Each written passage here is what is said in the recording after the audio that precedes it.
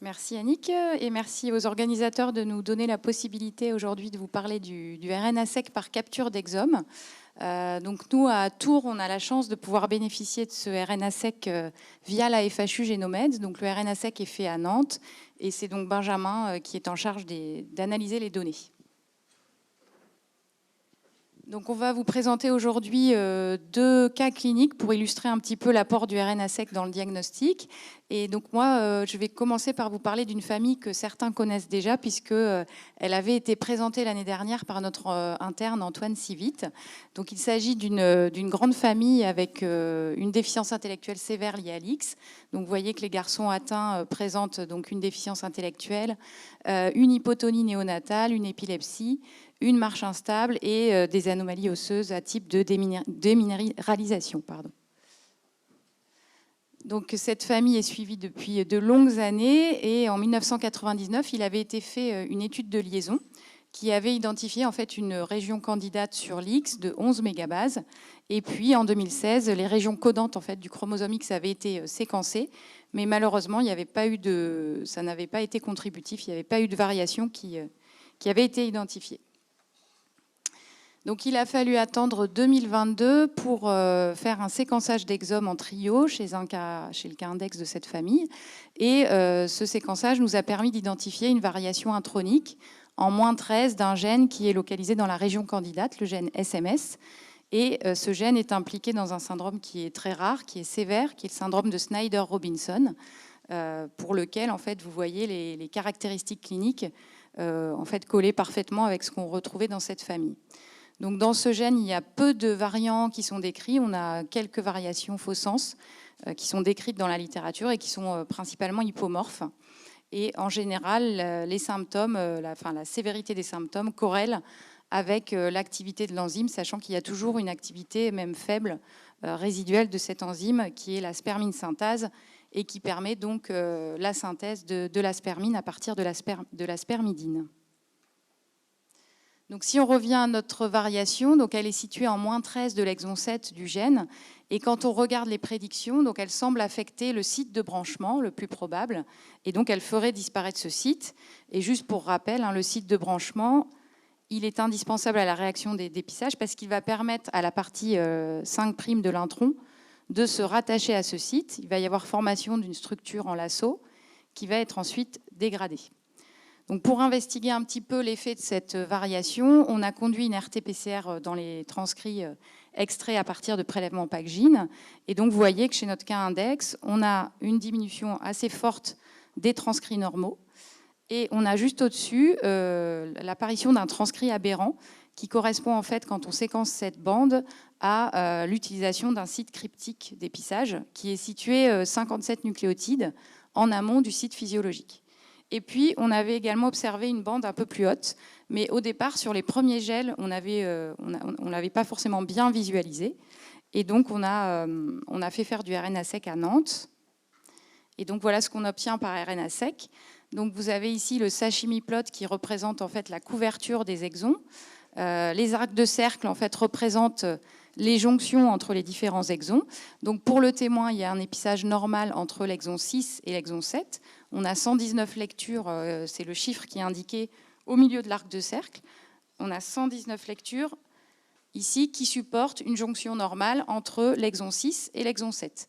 Alors que vous le voyez, pour le cas index, il n'y a plus qu'une seule lecture qui supporte cette jonction normale. Le petit événement aberrant qu'on voyait en RT-PCR, on le retrouve très peu sur le RNA-seq. Là aussi, il n'y a qu'une seule jonction qui supporte cet événement aberrant.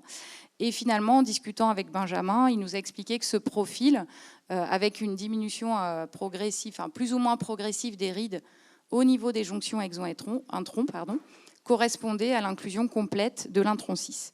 Et quand on revient à notre gel, effectivement, cette bande, en termes de taille, je ne sais pas si vous voyez, ici, correspond à la rétention complète de l'intron 6. Donc, les analyses combinées, finalement, de RT-PCR et RNA-seq nous ont permis de confirmer la classification de ce variant en variant probablement pathogène.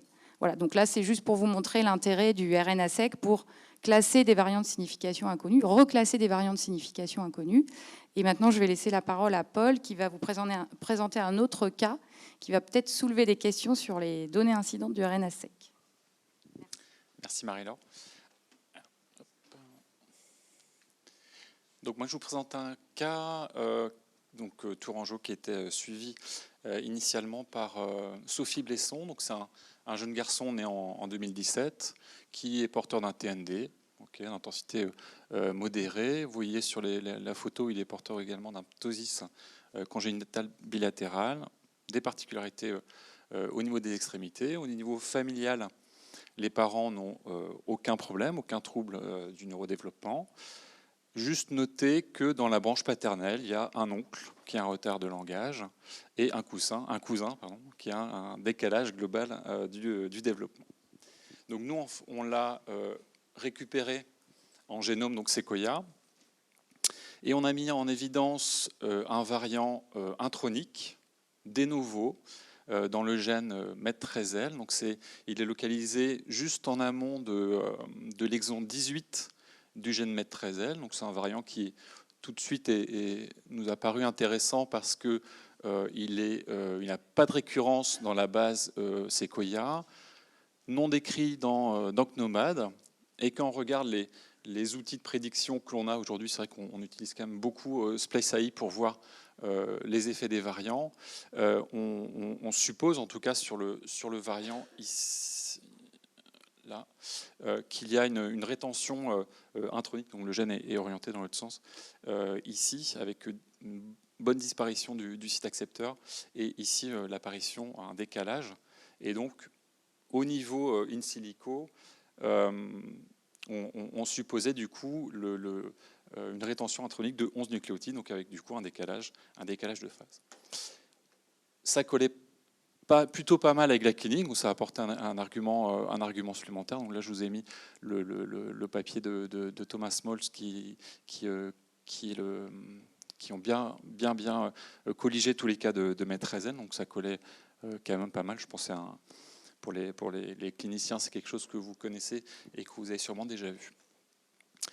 Donc on a rendu le séquençage du génome en variant de signification incertaine, en demandant de contrôler, parce qu'on était encore sur des prédictions d'effets d'épissage. Donc le patient a été revu en consultation, un tube PACGene a été prélevé et adressé à Nantes, et Benjamin a fait le RNA-seq. Et donc le RNA-seq confirme bien l'effet pathogène. Donc ici, vous voyez ici la référence, un contrôle, et ici le patient, on voit qu'il y a un décalage ici avec une rétention intronique de 11 nucléotides. Donc ça confirme bien le caractère pathogène. Le compte rendu a été mis à jour, on est passé de VSI à classe 5, et donc avec un variant qui entraînait du coup l'apparition d'un codon stop prématuré. Bon, maintenant, au final, ces variants-là, avec le génome, c'est quelque chose qui devient excessivement classique. Hein. C'est des choses qui nous auraient sûrement posé plus de difficultés en panel ou en exome, mais maintenant, en génome, c'est quelque chose qui est plutôt banal. Donc, vous imaginez bien que ce n'est pas forcément pour ce cas-là, en fait, et pour cette variation-là qu'on vous présente le cas aujourd'hui. Et je laisse la parole à Benjamin pour continuer sur la petite histoire.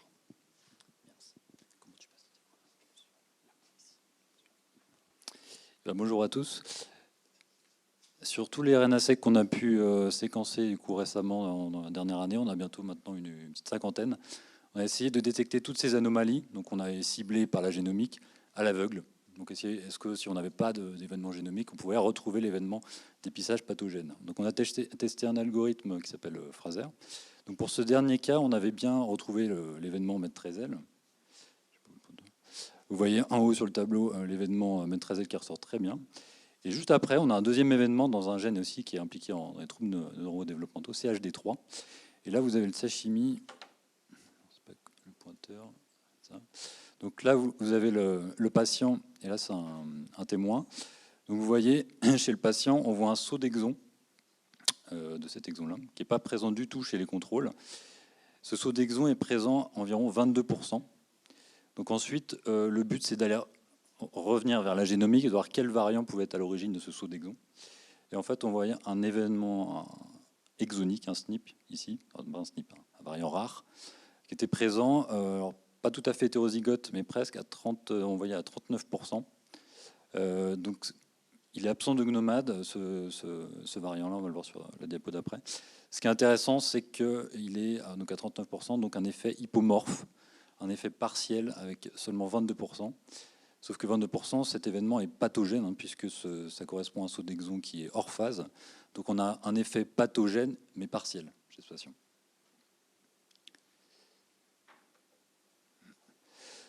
Donc CHD3, c'est un gène qui est bien connu dans les troubles neurodéveloppementaux, qui est assez peu spécifique au niveau clinique.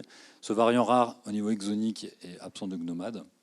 Et les prédictions, on voit, elles étaient quasiment nulles, hein, on peut dire, au niveau des algorithmes de prédiction qu'on a, SPICE-AI. Malgré tout, on a vu l'effet clairement sur le RNA-seq.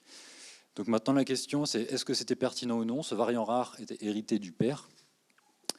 Le père n'avait pas de trouble neurodéveloppemental évident. Par contre, il y avait dans la branche paternelle, au niveau d'un oncle notamment, un retard de langage, pas très sévère. Donc la question, c'était est-ce que ce variant-là, hypomorphe, dans CHD3, pouvait être à l'origine de ces troubles du neurodéveloppement dans la branche paternelle, sachant que sur des variants à effet, on va dire, complet, il y a une variabilité d'expression dans CHD3 qui est connue de base. Donc ça, c'est un exemple, et on en a repéré pas mal en fait, des événements hypomorphes dans des gènes connus, hérités souvent de parents. Et le gros challenge, ça va dire, est-ce que c'est des variants qui vont avoir un impact ou non? Est-ce que ça peut donner un phénotype plus léger qu'un variant, on va dire, complet, avec perte d'expression complète? Donc ça, c'est un des gros challenges du RNA-seq dans l'avenir. Voilà, on a fini.